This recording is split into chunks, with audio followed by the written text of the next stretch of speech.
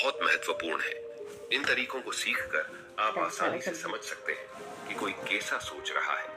तो आइए, मैं आपको गौतम बुद्ध की एक कहानी सुनाता हूँ जो आपको दूसरों के मन को पढ़ने के तरीके सिखाएगी। बहुत समय पहले की बात है। एक छोटे से गांव में दो भाई थे। बड़े भाई को अंधा था, इसलिए वह हमेशा घर पर ही रहता था और छोटे भाई खेती करता था। हालांकि खेतों में बहुत सारे जानवर थे और उनके कारण पूरी कृषि बर्बाद हो रही थी। इससे छोटे भाई को बहुत परेशानी हो रही थी। फिर एक दिन उसे ख्याल आया कि वह अपने अंधे बड़े भाई की मदद क्यों नहीं लेता, ताकि वह खेतों से जानवरों को भगा सके। क्योंकि उसका बड़ा भाई अंधा था, वह खेत में बैठकर जानवरों की आवाज सुनते ही उन्हें डरा सकता था। इस तरीके से हमारी कृषि बच सकती थी। इस सब कुछ सोचने के बाद उसने अपने खेत में एक छोटा सा झोंका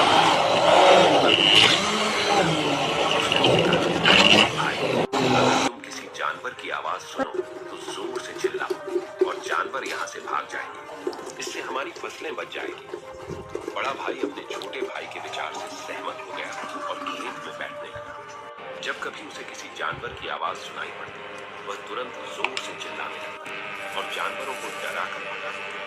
वे कई दिनों तक ये अभ्यास जारी रखते। एक दिन एक हिरण उनके खेत में दौड़ रहा था और खेत को तोड़कर भाग गया। हालांकि एक राजा भी वहां था जो हिरण की पीछा कर रहा था।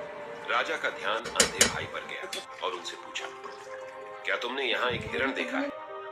जवाब में अंधे भाई ने कहा, मैं अंधा हूँ, मैं कैसे हिरण देख सकता हूँ? पर मैं तुम्हें इतना बता सकता हूँ कि मेरी खेत से जो जानवर भाग गया है